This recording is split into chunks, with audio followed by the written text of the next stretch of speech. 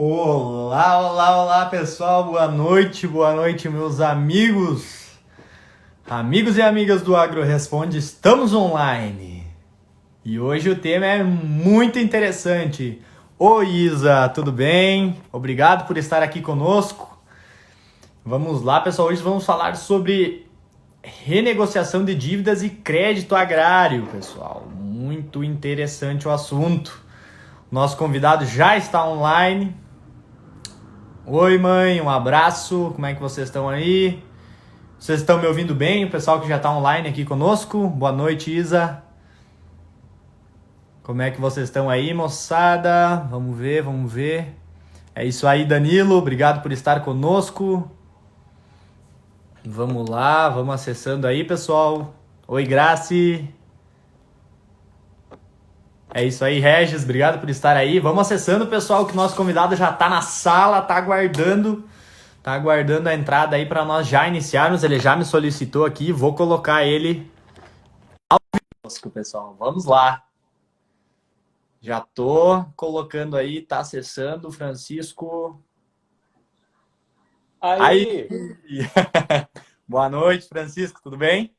como é que tá, meu amigo Jorge? Bem? Tudo certo, graças a Deus. Aí estamos firme e forte. Que beleza, vamos ajustar aqui os elementos, vou puxar o Isso aí, vamos, celularzinho. vamos alinhando. Oi, Jéssica. Olha, a Jéssica também tá aí. Obrigado por estar aqui conosco, Jéssica Jéssica. Nogueira está olha o naipe dessa live que Cara, Jéssica Nogueira está presente. Ela é uma digital influencer das mais influencers do agrobusiness. de alto gabarito, né, Ah, Torba? é outro Não, patamar. não, nós estamos aqui na humildade, A para falar um pouquinho, né, humildade. de crédito e tal, coisinha tranquila para essa moçada. E aí, Maicon, nosso grande amigo. Olha aí o Elcio também. Aí, Elcio, um abraço. O pessoal lá do Paraguai também tá aí, hein, Torma? Ó, Olha a Andressa também chegando. fui num baile em Assunção, capital do Paraguai. Pessoal, a gente pede o apoio de vocês aí. Cliquem no aviãozinho enviando para 2 amigos. Nós já colocamos aí 40 pessoas num minuto aí nessa live. É verdade, vamos até mandar uns aviãozinhos aqui. Vou mandar aqui, ó. Olha a Jéssica aí. Ah, obrigado, Jéssica. Eu nem acredito nisso, hein, Jéssica. Vamos mandar aí pro Albenir, para nossos amigos aqui também. Eu nunca Vamos tinha feito lá. isso de mandar aviãozinho, tô achando legal pra caramba. É bacana e é rapidão, né? Olha aí, ó. Vai para muita gente, ó. Vai. Olha Nossa, aí, que olha legal. aí. Que show, hein? Olha aí, que show. Gostei de mandar aviãozinho. Guilherme Medeiros está Olha, online. até o Guilherme tá aí também, cara. O Guilherme já teve na nossa O última Guilherme, live, na penúltima. essa É live isso vai aí. ser boa. Vai ser de O peso, Pauladinho só, tá aqui. só galera forte aí conosco. Ô, Pauladinho, vem aqui. Vem dar Esse é fera, esse é fera. uma pauladinha aqui, ó. Olha aí o garoto, esse aí mesmo, hein? Esse aí Esse é dá aula já, hein, gravamos. cara? Gravamos um conteúdo paulada, está já no YouTube. Já podem acessar lá, temos um paulada hoje. Eita, e qual que é o tema, Torma? O tema, inclusive, tá doendo aqui. O tema de hoje foi um tema indicado pelo professor Albenir Cherubini, que nos Ô, pediu para louco, falar olha aí. sobre a diferença entre as expressões falsa parceria versus contrato de arrendamento disfarçado de parceria. Me fugiu o termo agora, cara. O Albenir vai ficar doido comigo. Mas, enfim, tu sabe aqueles contratos de parceria que o pessoal faz, que é um arrendamento? Aham, Na verdade, o pessoal faz um contrato de parceria para pagar menos imposto. Então, sei. nós falamos um pouquinho da diferença daquele e da fraude, da falsa parceria, que na verdade é uma fraude trabalhista. É quando o Uhum. proprietário faz a parceria para fingir que o seu empregado é, na verdade, um parceiro. Então, são Sim, sim, sim, institutos um sim. pouquinho diferentes que a gente trabalhou ali para explicar a diferença para o pessoal, inclusive quando vai pesquisar nos tribunais, a jurisprudência e tal, vai conseguir Uhum. pesquisar legal. Falsa Muito parceria. bacana. O pessoal aí do portal do AgroLei é forte, hein, na questão. Vamos.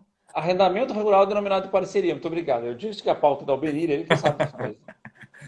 Eu não sei como é que tu está aí, eu estou absolutamente preparado. Eu tenho papel, caneta e o equipamento agrarista. Mas Aí subiu o nível, tá aqui ainda, ó. Tô aqui ainda. Aguinha, tranquilo. Porque para conduzir aqui a pergunta tem que ser preciso, né? Para responder a gente dá jeito aí, né? Mas Vamos. aí é que tá. Eu tenho uma teoria que é o seguinte: eu até postei já lá no Instagram.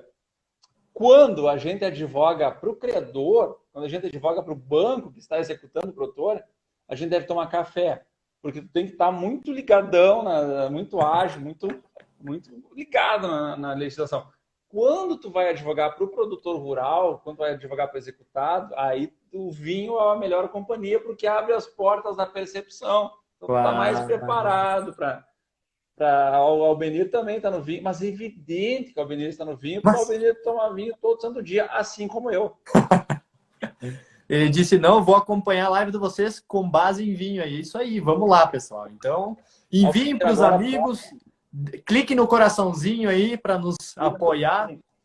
Albenir agora postou algo que remete ao Grenal de ontem, eu já não gostei. Eu também já não me senti muito confortável, Albinir. Eu acho que Tu continua no consegue vinho. expulsar ele da transmissão aqui? Cara, eu já estava até tentando aqui, eu cliquei algumas vezes, mas esse Instagram ele ainda não está permitindo. Essa função acho que é só para quem é mais grande, quem sabe, né?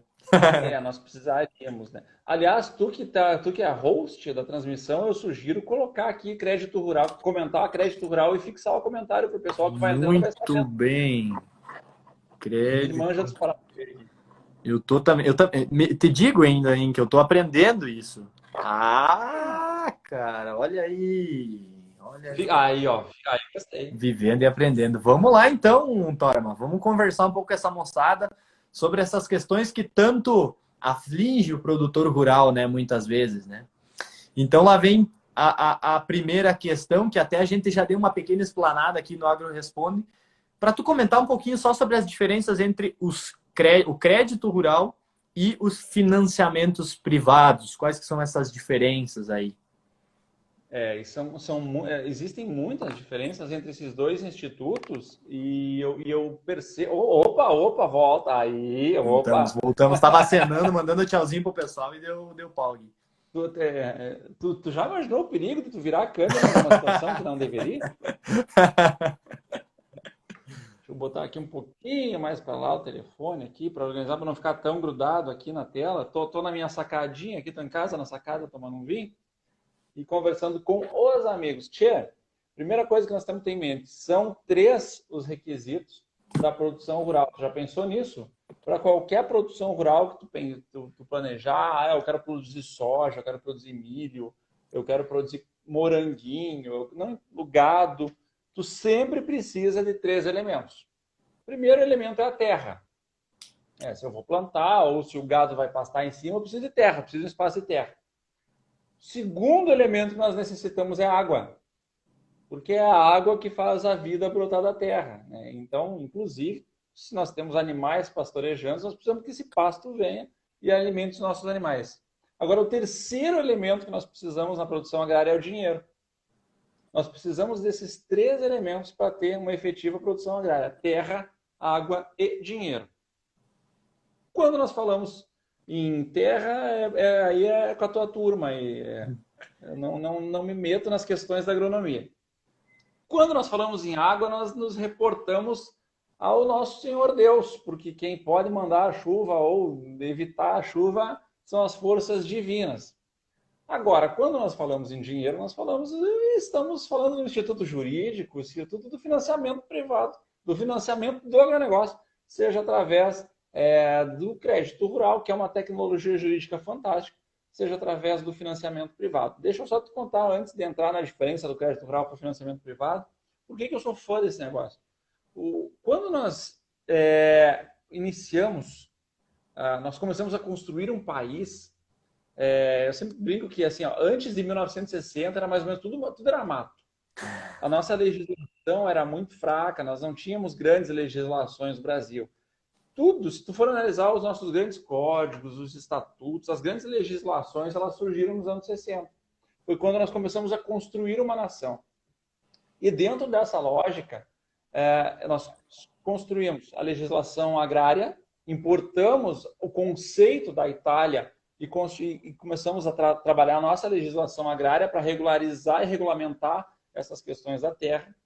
E aí, em 1964, surge o Estatuto da Terra. E o Estatuto da Terra, ele traz, então, a primeira indicação que deveríamos criar na sequência um meio de financiar a atividade agrária. Por quê? Porque era rudimentar. Era um produtor puxando um aradinho com a junta de boi, produzindo para subsistência. O Albenir fica louco quando fala em pleno 2020 agricultura de subsistência. Isso não existe mais. Não existe. Claro que não existe.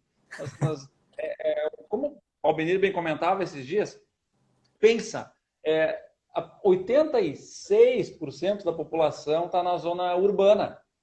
Se quem estiver na zona rural só produzir para subsistência, nós vamos comer o quê? O reboco da parede vai ser. Então, esqueçam qualquer conceito que se falar hoje de agricultura de subsistência. O agronegócio, ele acontece desde o pequeno até o grande e ele precisa ser economicamente e socialmente viável. Bueno, 1965, então, chega a nossa legislação do crédito rural. Criamos uma ferramenta para o quê? Para conseguir embutir tecnologia no campo. Para fazer isso, eu preciso de dinheiro. Né? Eu preciso de dinheiro para o produtor conseguir comprar uma colheitadeira, comprar um trator, comprar uma semente diferenciada, tratada, comprar os insumos, a adubação, os agroquímicos para fazer o combate às pragas, e eu preciso de dinheiro para fazer tudo isso. Não é possível fazer isso só com boa vontade. Então, a partir do momento que nós criamos o crédito rural, lá em 1965, com as células, com os títulos, em 1967 já vem o decreto que regulamenta quais são os títulos que os bancos vão usar com os produtores. Então, organizou-se um sistema. E aí eu tenho, dos anos 60 até os anos 80 e poucos, um salto absurdo na produção agrícola.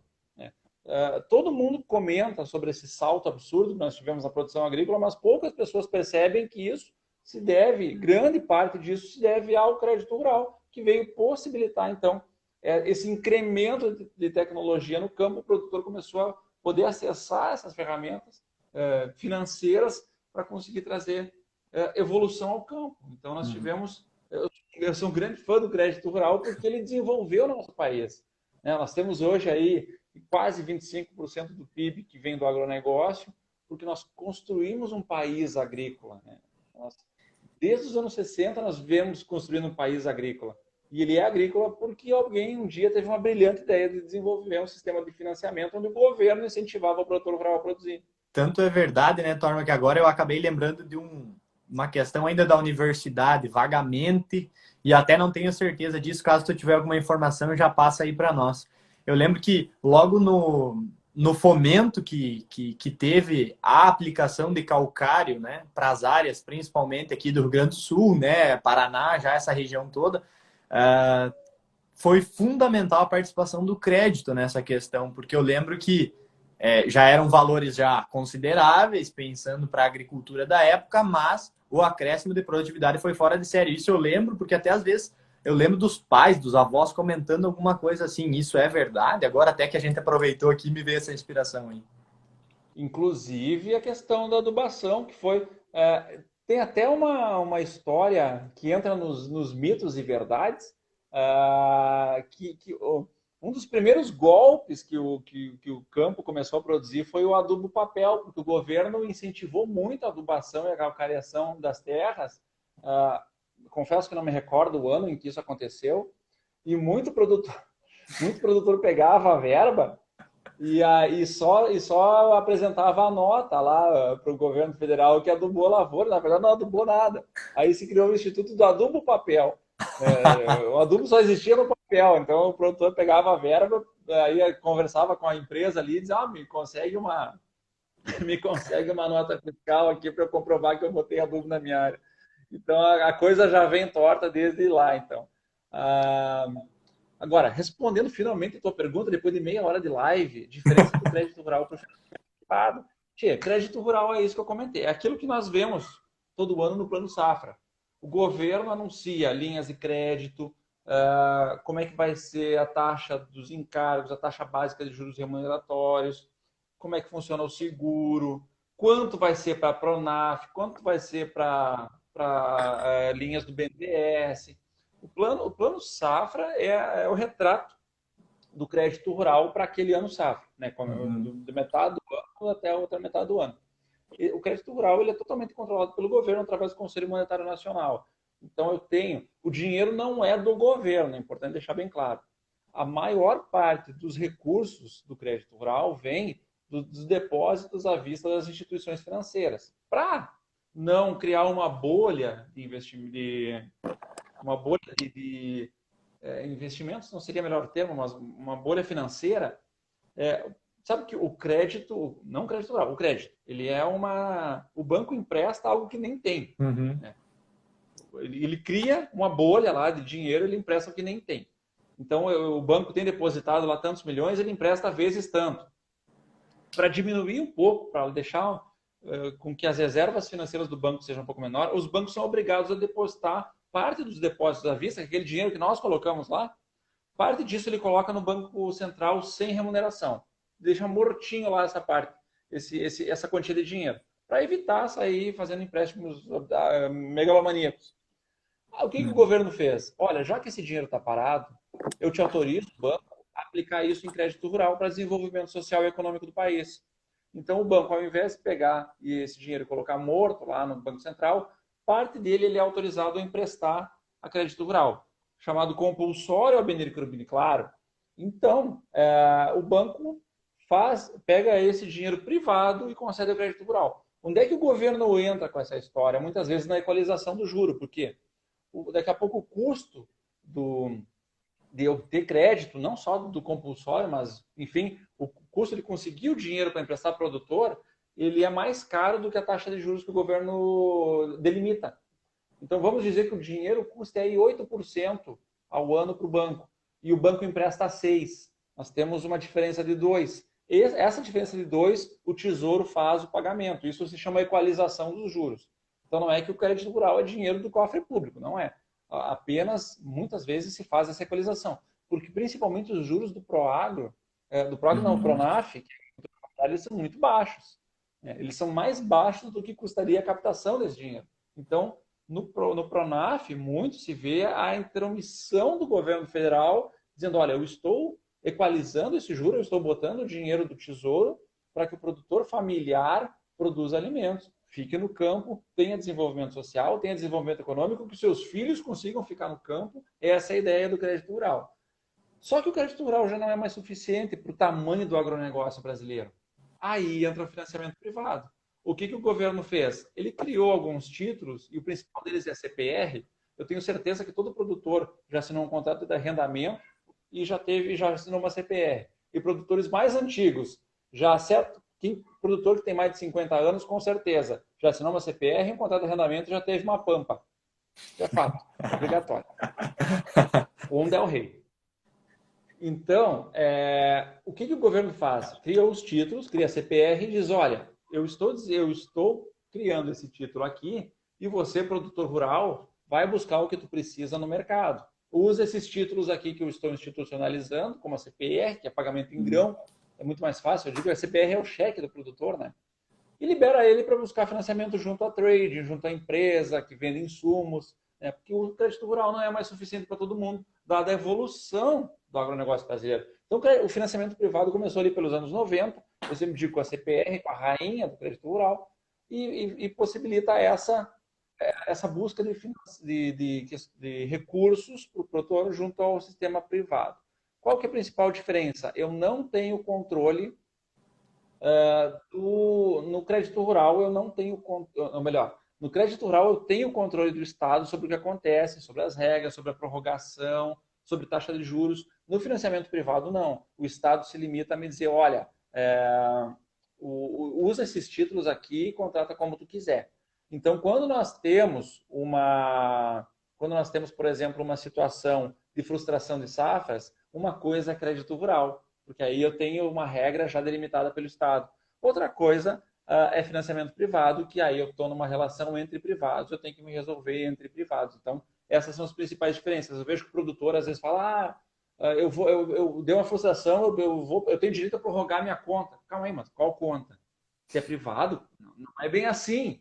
Se é crédito rural, tudo bem, mas se é privado, não. Até antes de eu puxar uma pergunta da gurizada aqui, Torma, como que um produtor ele consegue diferenciar isso com facilidade, né? Às vezes, pode ser que para nós, assim, um pouco de fora, não seja tão óbvio, ou até mesmo às vezes para o produtor. Então, é bom a gente ressaltar isso.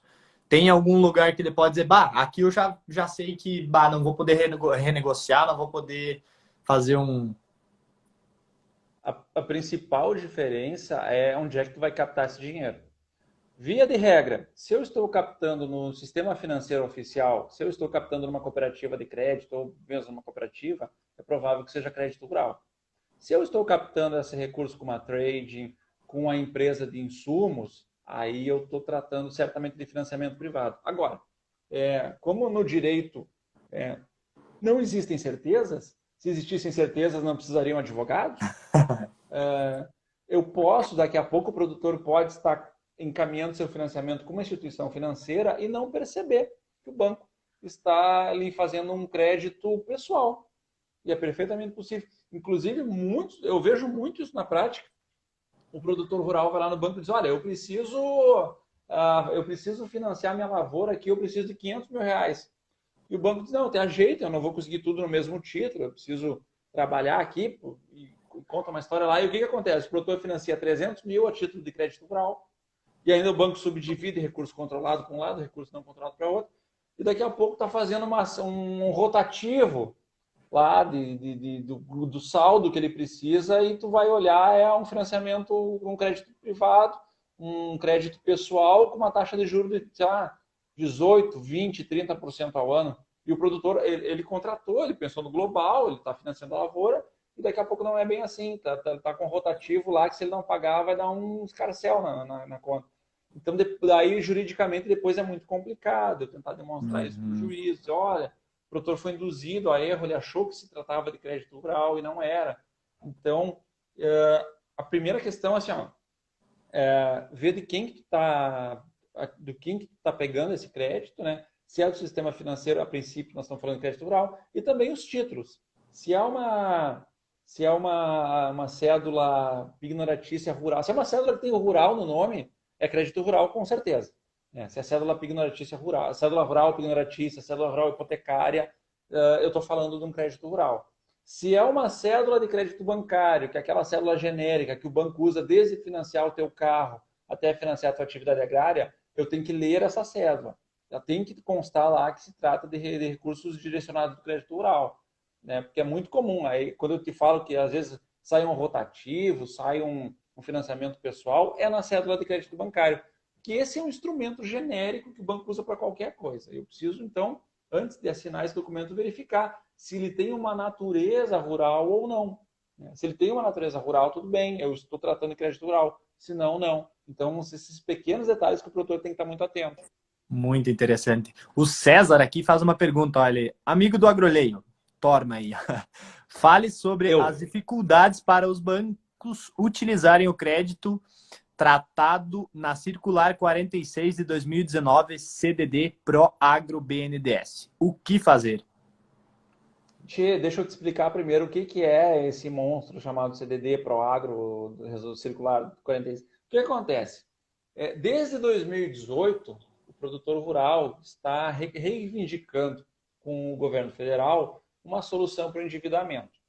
Quando eu estou falando em crédito rural, eu tenho a prorrogação lá do Manual do Crédito Rural, eu tenho algumas ferramentas que me autorizam a renegociar.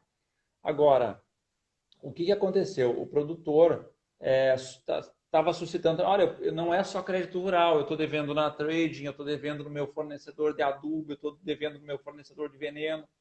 E isso as prorrogações do governo não alcançam. E aí o que o governo fez? Criou uma ferramenta que não é prorrogação, uma ferramenta que é um refinanciamento, onde tu pode refinanciar tanto o teu crédito rural como as tuas dívidas particulares, com a trading, com o vendedor de veneno, enfim, com todo mundo. Aí o que acontece? Eu me lembro muito bem porque em 2018, quando lançaram esse instituto, essa ferramenta, meus clientes estavam todos aguardando, porque foi vendido politicamente como a solução da lavoura. Ah, não, depois que sair esse negócio aqui, não se preocupem, vai ser batata, resolveu o endividamento, nós vamos todos cantar abraçados no final de ano, cantar canções natalinas, porque vai estar tudo resolvido. Bueno, quando saiu, a primeira circular era 46 de 2018. Quando saiu a tal da circular 46 de 2018, todo mundo no outro dia foi para os bancos, disse, agora eu vim aqui refinanciar aquela minha dívida. E o gerente disse, eu não sei do que tu está falando. Não, da circular que saiu assim, mas é que eu não sei, não me veio nada. E aí o produtor voltou para os políticos e disse, olha, o gerente disse que não sabe. Aí os políticos disseram, nós vamos conversar com as gerências dos bancos e na semana que vem todo mundo vai saber. Não aconteceu. Então essa ferramenta foi um fracasso. Ninguém conseguiu contratar. Aí o que aconteceu? O governo foi prorrogando. A 12, a 21. Toda vez ele prorrogava, o prazo de adesão era a mesma ferramenta, só que todo mundo chegava lá no banco e o gerente dizia, mas eu não sei, cara. Ou ele dizia não sei, ou ele dizia não vou contratar porque não estou com vontade. Porque o que acontece? É recurso do BNDES. Então, assim, ó, se eu estou devendo para o Banco do Brasil, o Banco do Brasil vai pegar esse recurso do BNDES e vai quitar a minha conta. Só que se eu não pagar, o Banco do Brasil vai ter que pagar para o BNDES. Então, os bancos, que não são bobos nem nada, pularam longe e disseram, não, comigo não, eu não vou ficar garantindo esse negócio aqui. E aí a última versão da circular é a 46/2019, que pode pedir até o final de 2020 aqui. Provavelmente vão chegar lá, vão prorrogar, vão criar um outro número e vai poder pedir até 2021. Na prática, muito poucas pessoas conseguiram contratar esse negócio. Agora, pensando pelo lado jurídico, ela para mim é uma beleza. Porque quando o meu produtor é executado, o produtor rural, meu cliente é executado, eu vou lá no processo e digo, calma aí, ele tem direito a prorrogar e ele pediu. E aí suspende a execução, aí nós vamos discutir com o juiz se o banco devia, se o banco não devia, pronto, tá feita a bagunça. Tá Então é uma ferramenta processual muito boa. interessante, muito legal. Eu mesmo desconhecia aí, Tormo, por isso que é bacana a gente tratar disso aí e fazer essas conversas aqui, porque às vezes vem questões aí que o pessoal, às vezes, que está até acompanhando o produtor, o pessoal que está em contato com o produtor no campo, desconhece, e muitas vezes você está podendo apoiar o produtor nesse sentido, que às vezes foge um pouco ao escopo técnico da lavoura, mas que acaba agregando muito valor lá para o produtor no final de contas, né, É Tormo? por isso que é bom ter o canal de conversa aqui, cara, porque trata todos os assuntos relacionados do interesse da produção rural, do agronegócio. Olha, que canal legal. E até contar para o pessoal, deve ter gente aqui que não sabe, né, Torma? Nós também estamos no YouTube, também estamos nos podcasts e no Facebook. Então, é em todo lado, cara. Não tem como não Nossa, encontrar o Agro que Responde. beleza. O Olha aí. César aqui perguntou se já conseguiu acesso ao crédito. Os meus clientes que discutiram isso, está tudo judicializado ainda. Ainda não teve nenhum juiz que disse que tem direito. Mas para mim também não tem problema nenhum, porque as execuções estão suspensas, então segue o baile. Se ele quiser dizer daqui a 10 anos o cara tem direito, para mim tá legal. Depois que ande o processo, né, Torma? Assim, ó, porque assim, ó, os bancos são bem ardilosos quando eles querem cobrar, né? Então, quando a gente consegue ter uma ferramenta que usa para trancar, olha, com a devida vênia, eu estou faceiro com ela, está trancando e nós estamos discutindo. Eu espero, sinceramente, que o juiz reconheça o direito do meu produtor a acessar essa ferramenta. Agora, enquanto ele não decide isso, segue o baile trancado lá a execução. Mas até tem um fator, né, Torma? A gente acabou entrando na questão do endividamento já, dessas questões, dessas soluções, mas eu acho que é bacana a gente comentar brevemente um detalhe, né, Torma? Porque a gente sabe que ninguém quer ficar endividado, né? Isso é uma questão óbvia, né? E ao mesmo tempo, a gente pensa quais são os motivos para o pessoal acabar se endividando. Não, não é só estar devendo dinheiro, mas o que levou a isso, né, Torma? Tu tem algum Sim. comentário a fazer quanto a isso? Tem um livro chamado Direito Aplicado ao Agronegócio, organizado pela Rafaela Parra, que é uma colega muito querida, que tem vários artigos de vários advogados, é um compilado de artigos de advogados. E tem um artigo meu lá. E o primeiro capítulo é esse, motivos que levam ao endividamento. Eu aponto alguns, pela minha experiência, eu advogo aí para 13, 14 anos para o produtor rural, exclusivamente para o produtor rural endividado. E o que eu percebo? O primeiro fator, sem dúvida nenhuma, é o fator climático. Aí nós entramos lá no que o Albenir Cherubini sempre diz, que é o risco agrobiológico, da agrariedade. Eu tenho uma indústria a céu aberto que eu não consigo proteger. Por mais que o produtor use as melhores técnicas possíveis, eu não consigo evitar os prejuízos que vêm de uma estiagem, que vêm de uma cheia. E quando eu achava que a minha preocupação era cheia e seca, agora vem os gafanhotos ameaçando comer tudo. Então, assim, o risco agrobiológico, ele é por isso que o crédito rural tem essas ferramentas de prorrogação de dívidas. Por quê? porque por mais que o produtor seja cuidadoso e cauteloso, até mais, Guilherme Medeiros, um grande Um abraço. grande prazer ter você aí conosco até agora. Muito obrigado, Guilherme. Guilherme Medeiros é o grande agrarista da fronteira sul, né, sediado ali na gloriosa São Gabriel. Muito bem. Então, o que acontece? Eu tenho esse risco agrobiológico que atinge o produtor independente da boa vontade dele, é por isso que existem essas ferramentas. Eu acredito que seja a principal ferramenta do endividamento do produtor é isso. Agora, não é só isso, porque eu tenho a solução, nós sabemos a solução disso. Nós temos que associar a produção rural com seguro eficiente. Então, se nós formos pensar, eu tenho esse risco agrobiológico, legal, eu não tenho como evitar ele. Eu preciso criar uma ferramenta de seguro que seja eficiente, que seja acessível. O seguro rural no Brasil é muito caro, muito caro. Se não for no âmbito do Proagro, é muito complicado o produtor acessar o seguro rural. O Proagro é uma ferramenta um pouco mais barata, mais fácil de acessar, mas fica no âmbito do familiar e do médio. O produtor grande, pensa um cara que vai plantar 2.000 hectares de soja. O seguro é caríssimo, é quase inviável como todo lucro. Então, ele acaba optando pela sorte. Vai, ó, se der, deu, se não der, não deu. Só que se um cara de 2.000 hectares não der certo para uma estiagem, o rombo é muito grande. Então, nós temos esse problema. Nós precisaríamos criar uma ferramenta de seguro que seja acessível para esse produtor, para não dar esse efeito cascata gigantesco.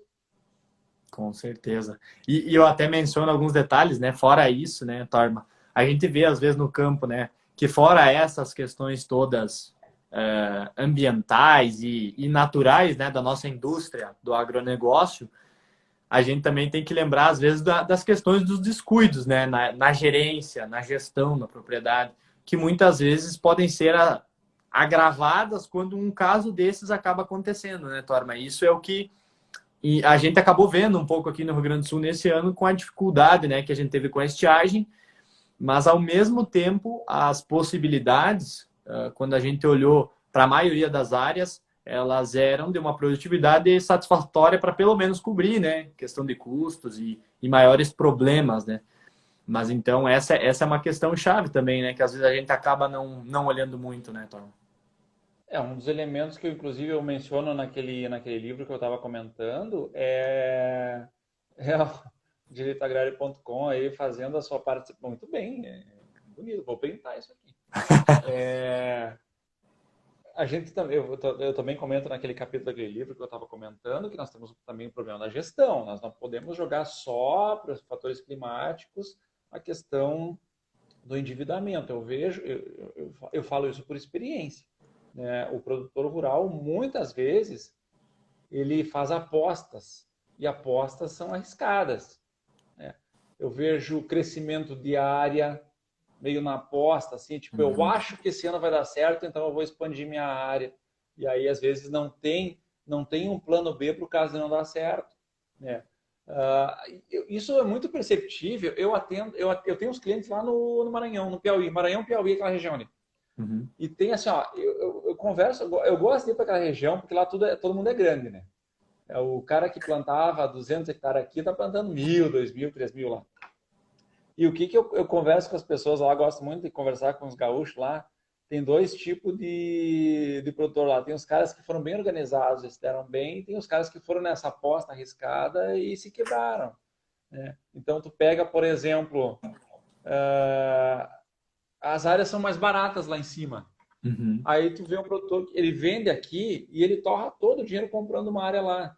E aí fica com dificuldade financeira para abrir. E aí no primeiro ano não deu uma chuva, deu uma estiagem. Tá feito o problema. Nós temos um endividamento muito grande.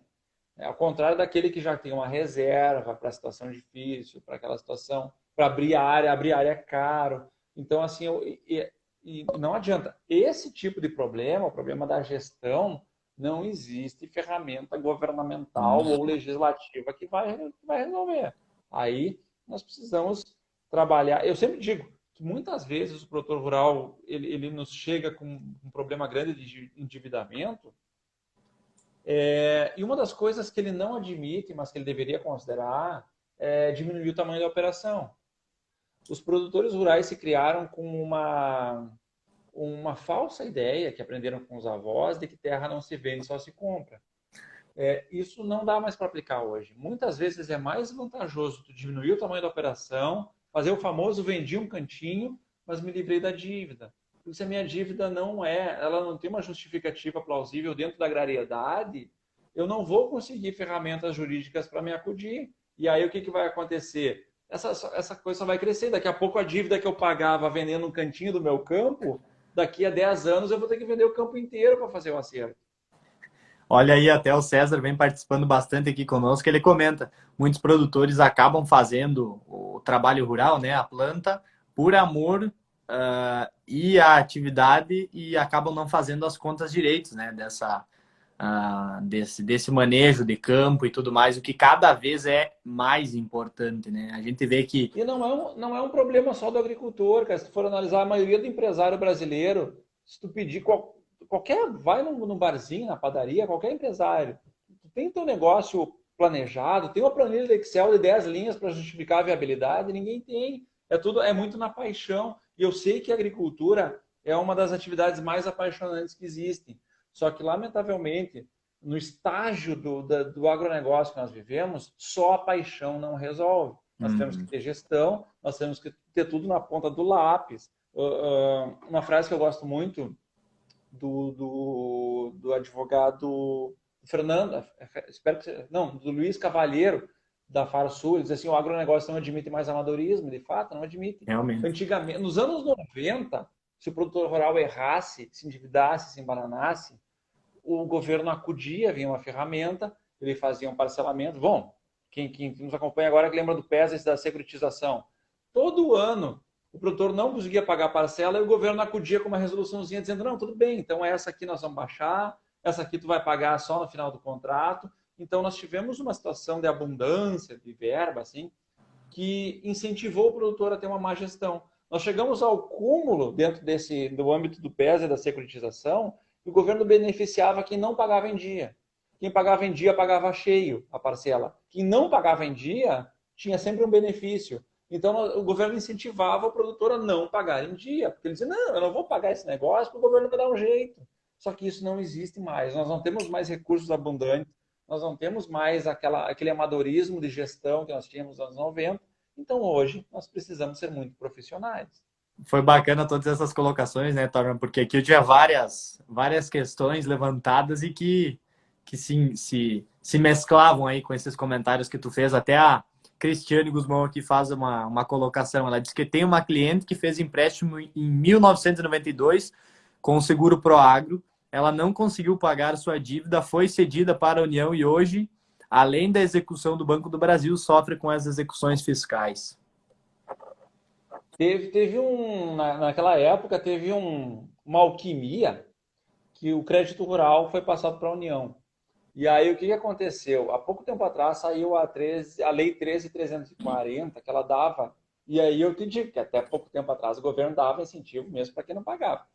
A Lei 13.340, ela dava até 95% de desconto para quem quitasse a sua conta antiga, que veio oriunda dessa transferência dos créditos para a União. A União disse assim: olha, chega, me paga 5% desse negócio e estamos resolvidos.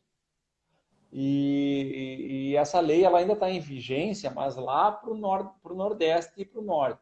Aliás, sempre quando a gente fala em crédito rural, os maiores benefícios governamentais são para Nordeste e para Norte. O Sul leva na cabeça, aqui o pessoal do Sul apanha bastante, mas lá para cima sempre saem ferramentas prorrogando. E está em vigência ainda 13.340. Quem é lá de cima da região do Sudão e Sudene ainda pode quitar a sua conta antiga com troco. Né? Essa ferramenta, o pessoal, na lei do agro, quando era MP do agro, eles estavam tentando fazer a prorrogação também para o pessoal do Brasil inteiro, inclusive para o pessoal do Sul, mas não passou. Não passou. Talvez algum político aí bote isso na pauta de novo e consiga trazer de novo o prazo para o produtor rural pagar essas dívidas antigas com desconto aí de 60% a 95%. Porque mesmo com esses descontos, muita gente não conseguiu pagar, precisava de liquidez. Então, talvez isso até volte à tona. sinceramente, não botaria minha mão no fogo por Sim. isso. Até uma questão, né? Tu chegou a comentar aí brevemente, Torma. A legislação, ela já não. Tudo, já me deixou meio implícito aqui, que ela já não protege mais o agricultor, né? O mal pagador hoje, ou quem não pagar, não conseguir pagar em dia, vai sofrer as consequências, digamos assim, né? Desses instrumentos de crédito, a gente pode dizer, né, Torma? Tchê, olha só, olha como o mundo está mudando e como o produtor tem que acordar para algumas questões.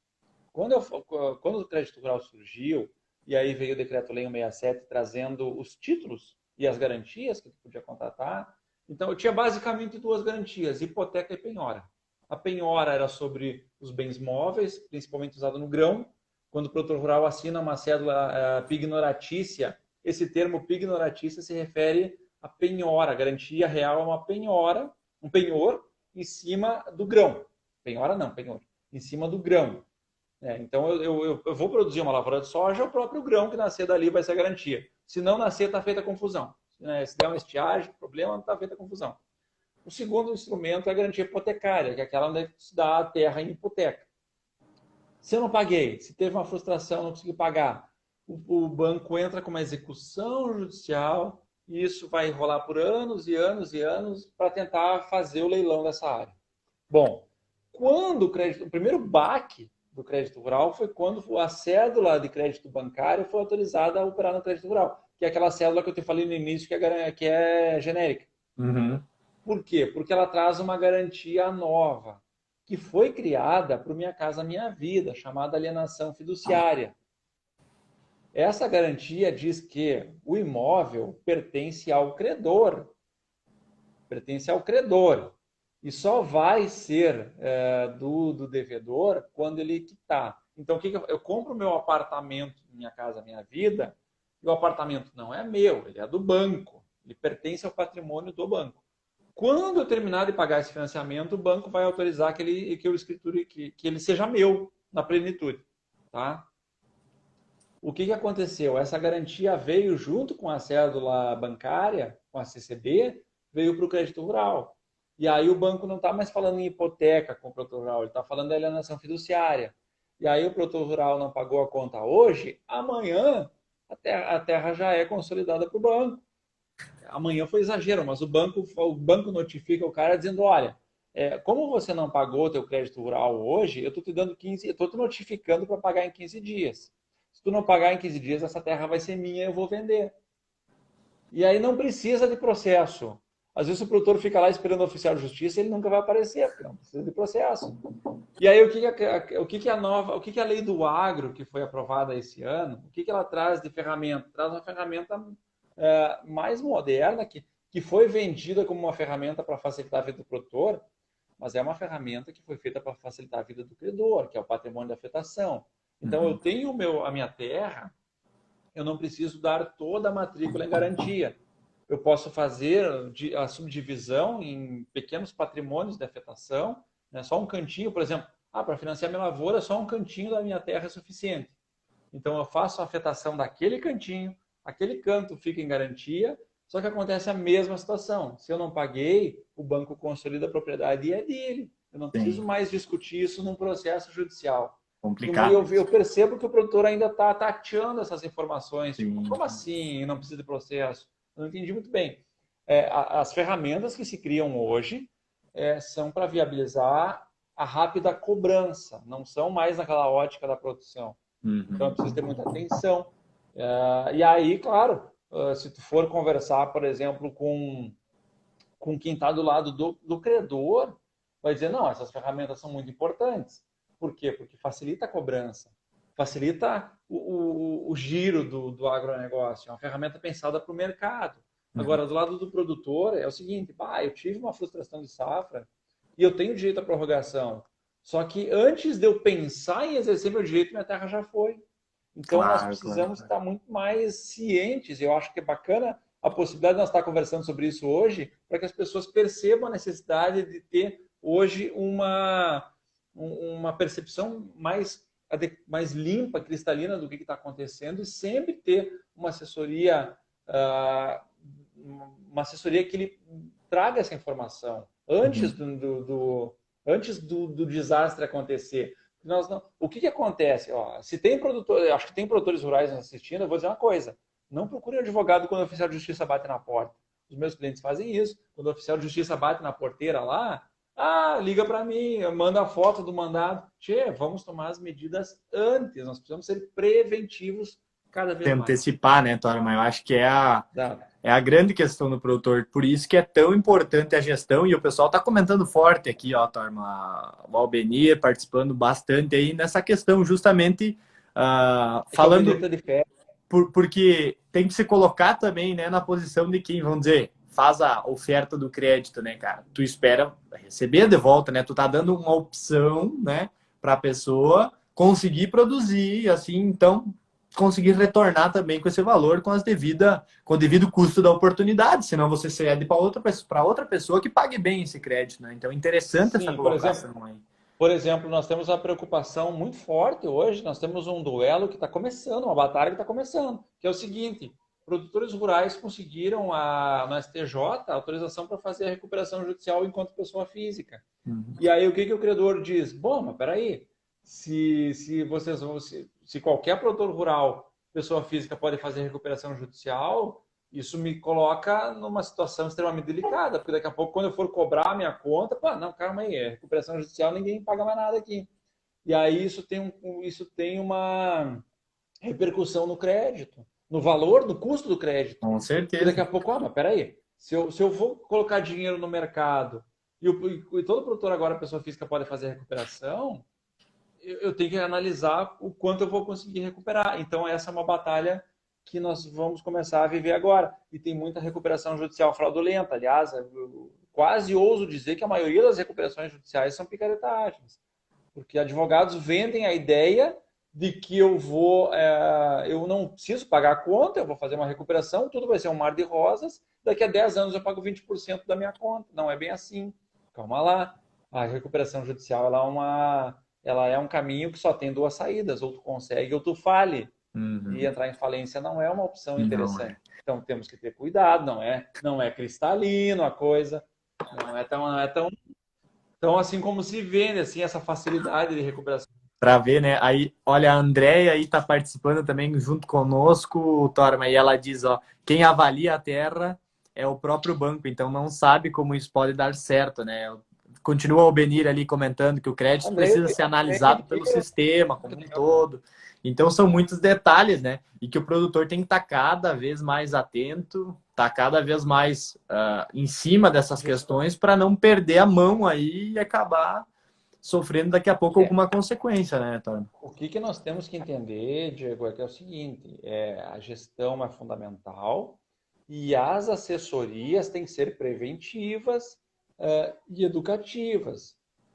Eu percebo assim, eu tenho a visão dos meus clientes, dos clientes que me procuram. É muito raro eu ter um cliente que me procure antes da tragédia. Eles me procuram depois, quando o oficial está na porteira, quando o contrato não foi pago. E aí o que acontece? Muitas vezes eu tinha ferramentas jurídicas para fazer uma defesa bacana e eu perco. Eu não consigo fazer porque foi extemporâneo. Por exemplo, vamos pensar aqui, produtor rural, frustração de safras, secou, deu uma seca absurda no Rio Grande do Sul esse ano. Então o produtor ele tem uma conta para pagar em 30 de maio. Sabe quando é que ele me procura? Em junho.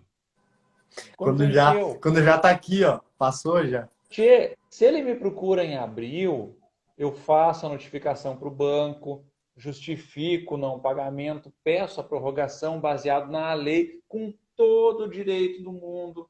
Entro no banco de peito estufado, dizendo: eu estou pedindo a prorrogação porque eu tenho direito, está aqui o meu direito, é acumulado pelo STJ. O STJ já disse que o banco tem obrigação de prorrogar minhas dívidas. Mas eu preciso pedir antes, não adianta me pedir depois que venceu. Aí eu vou ter que discutir no processo, que daqui a pouco não vai dar certo, porque o juiz vai dizer: tá, mas tu não pediu, tu não fez prova do pedido administrativo. Então nós precisamos, o produtor rural precisa entender que é mais barato fazer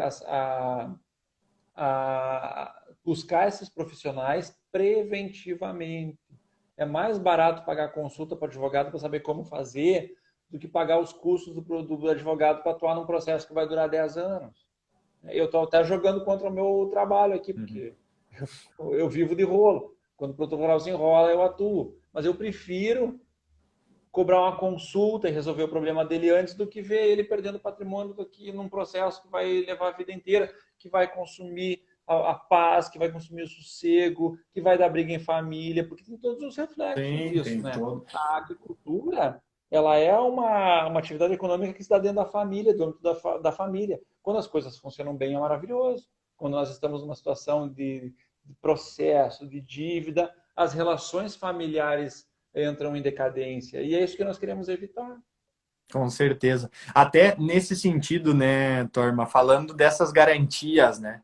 Agora entrando um pouco nessa linha, a gente fez alguns comentários durante a live, até agora a gente já está quase nos finalmente, mas acho importante a gente ressaltar e Tá até cuidando do ser. tempo aí? Tô cuidando, tô cuidando. Temos 9 minutos ainda. Ah, tá pouco. Cara, quando vê, chega no fim. É. Então, essa questão das garantias eu acho que é importante para os produtores que vão tomar esse crédito, né? Que precisam desse crédito, né, Torma? Então, quais são as garantias que hoje o produtor pode fornecer e quais os cuidados ele tem que tomar com cada uma delas, dessas que são as principais, né? Os bancos seguem trabalhando muito, tanto com as garantias originárias lá do Decreto-Lei 67, que é o penhor e a hipoteca, como as novas. O que tu vê basicamente no âmbito do financiamento do agronegócio? As garantias pignoratícias, que normalmente são em cima da produção do grão, as garantias hipotecárias em cima do imóvel, e a alienação fiduciária, que pode ser tanto do imóvel como do bem imóvel. Eu posso fazer, por exemplo, a alienação fiduciária do grão. É perfeitamente possível. O grão que está. Olha só que interessante, que engenharia jurídica. O grão que brota da terra não é meu enquanto produtor rural. Ele é do banco, do credor. Pode ser o banco, pode ser também um credor privado. Então, aquele grão que está brotando e que eu estou cuidando, passando adubinho, passando veneno para a lagarta ficar longe, ele não me pertence, ele pertence ao banco. Eu faço o procedimento, entrego esse grão ao banco ou ao meu credor privado, tanto faz, e aí eu fico com o saldo, com o que sobrar. Então, o que, que acontece? É muito importante que o produtor perceba essas diferenças. Toda vez que eu falo em fiduciário, tanto o patrimônio e afetação, que ainda não está sendo muito usado porque saiu agora, né, do agronova. Na próxima safra nós vamos ver muito mais. Então, quando eu falo em patrimônio de afetação, quando eu falo em alienação fiduciária, eu tenho que entender que aquilo que eu estou dando em garantia não é mais meu. Eu tenho a expectativa de recuperar se der tudo certo, eu entregar esse bem em dia. Se eu pagar o meu financiamento, eu recupero a minha terra. Se eu entregar o meu grão, eu fico quitado e fico com o saldo. E nas outras garantias, na hipotecária e na fiduciária, não. Aquele grão é meu, aquele imóvel é meu, só que ele está vinculado à minha dívida. Então, essas diferenças são bem importantes. Por quê? Porque eu já vi produtor rural com garantia fiduciária esperando o oficial de justiça bater na porteira para entregar o mandado de execução, e isso não vai acontecer. É importante entender essas diferenças, porque cada uma tem um procedimento numa situação de inadimplemento. Olha que interessante, né, pessoal? Eu mesmo, né? Por isso que a gente tem que trazer esse tipo de assunto, né? Torma a gente tá, o pessoal, principalmente da agronomia, os consultores, o pessoal que atende cooperativas, o pessoal que está vivendo o campo, o pessoal tem que conhecer mais isso aí, cara. O pessoal tem que ter esse conhecimento para se precaver de problemas, né, cara? A gente tá falando muito aqui, eu acho que para mim a grande mensagem quando a gente fala de endividamento, de questão de crédito é sempre se prevenir antes do que os problemas, de que venham os problemas, né, para gente. E aí A gente quando tem que entender onde é que está entrando, né? Entender onde é que está entrando. Então é importante o gestor rural. Eu vejo o pessoal agorizado hoje em dia se formando em gestão no agronegócio, eu acho fantástico. Tem que ter essa percepção, tem que ter essa noção, porque assim, ó, o princípio, e não é de hoje, o princípio lá do Estatuto da Terra diz que o produtor é um empresário rural. A atividade dele é empresária, não é amadora, ele não está brincando de plantar. Então é preciso focar hoje na gestão. E isso envolve um bom contador, um bom assessor jurídico, um bom agrônomo, todos esses profissionais que vão contribuir para o produtor. Eu até acho que o produtor não precisa se aprofundar muito nesses elementos, porque a função dele É é produção. cultivar, é a plantação, é cuidar dos animais. Cada um tem que focar na sua expertise, mas ele tem que se cercar desses profissionais que vão contribuir para o negócio dele funcionar melhor. Entrou uma frase aqui do Albenir, que essa eu acho que a gente não pode deixar de citar na live aqui, porque depois não vai aparecer os comentários, né? Tanto no Cadê? podcast como nos outros meios. E o Albenir fala isso, ó, a agricultura se faz com conhecimento e razão, né?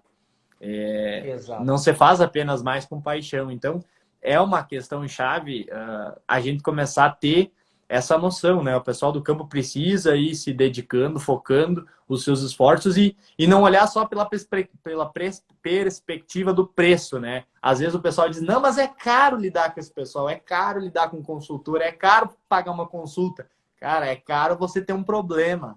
Quando você enche a tua cabeça com um problema, quando você tá com uma dívida que os teus juros vão estourar ou que você vai ter problemas até chegando a perder a sua terra, né? Aí mora a grande questão. Então, esse tipo de conversa, né, Torma, eu já fico muito grato por você ter aceitado, por trazer esse tipo de assunto aqui para o Agro Responde, porque o pessoal precisa ter essa consciência, principalmente no ano como esse. Eu até atendo algumas regiões e circulo por algumas regiões que sofreram mais forte com essas questões de endividamento, e aí tu nota o quanto é tensa essa questão, o quanto compromete o dia a dia do produtor, porque daí ele já entra numa próxima safra com aquele pessimismo, com aquele receio, e isso nunca é bom quando você pensa em agricultura, porque todo investimento para a produção que você retira por medo da dívida, você perde a chance de produzir o resultado que vai quitar aquela dívida. Então aí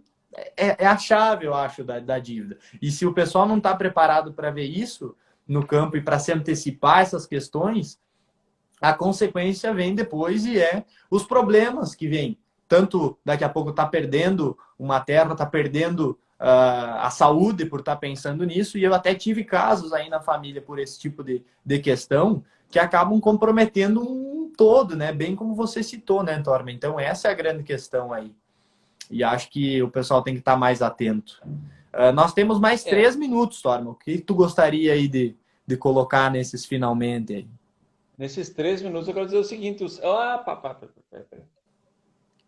O César disse que quem não seguir essa linha será vítima da seleção natural, e eu quero dizer exatamente isso. O que a gente percebe?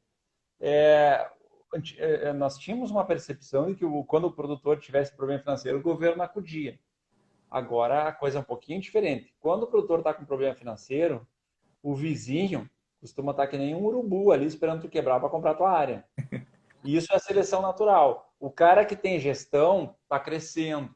O cara que não tem gestão, que acha que vai tudo nas coxas, que vamos deixar que Deus vai ajudar e essa safra vai ser boa, e esse está sujeito a perder a sua terra para o vizinho que tem uma boa gestão. Então, se é que nós podemos deixar uma mensagem final aqui para quem nos acompanha, gestão em pleno século XXI é tudo, nós precisamos de gestão, e ela não é só jurídica, né? Não estou falando só do meu campo aqui, mas ela é uma série de ciências multidisciplinares que vão auxiliar esse produtor a um caminho de sucesso, de boa produção e de desenvolvimento social e econômico, que é aquilo que nós procuramos desde 1964, quando criamos o Estatuto da Terra. Que bacana, Torma. Muito obrigado.